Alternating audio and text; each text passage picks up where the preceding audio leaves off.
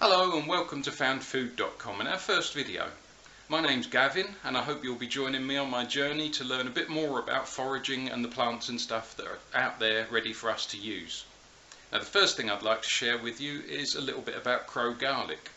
I found a lot of it growing recently, especially around where I live and in the Lee Valley Park. Well, I decided I was going to dig a little bit up from locally and bring it home so that I could share some with you and also so that I can keep it. Obviously I've got the landowner's permission. Make sure if you're going to do the same you also get permission. Now here's what I managed to come away with. It looks like quite a lot, but trust me, there was almost a field full of the stuff growing where some undergrowth had been chopped back recently, and it gives the crow garlic a chance to come through. Now as far as identifying it is concerned, you can see it looks a little bit like grass. It's more of a darker olive colour and it's stiffer and grows longer, so you can usually tell the difference.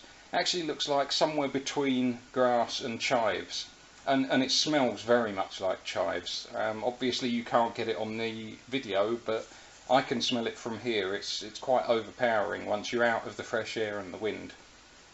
As far as identification is concerned, when you are outside, if the look's not enough, rub a few blades together like this, put it under your nose, and oh yeah, that's a really strong garlic smell. Now I thought it'd be good to share this with you so that you can see how it looks once you have dug it up, because it grows as a bulb.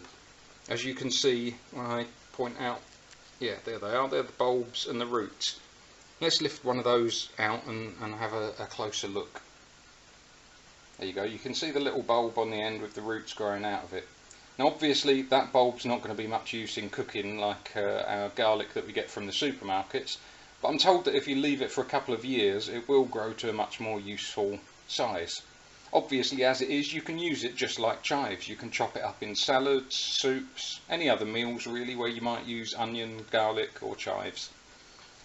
Actually there's, while I think about it, there's if you look down here, there's a slightly older one that's got, you can see a couple of seasons growth, because you can see where some of the old growth has died back and it's a thicker stem, but you can also see that's a much bigger bulb. I guess in a year or two that might be useful in cooking. In the meantime I'm going to plant these up.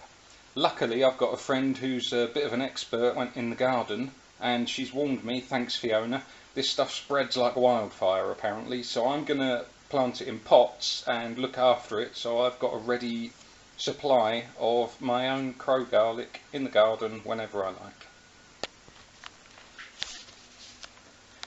That's it for now. Thanks for joining me, and hopefully I'll see you next time on foundfood.com.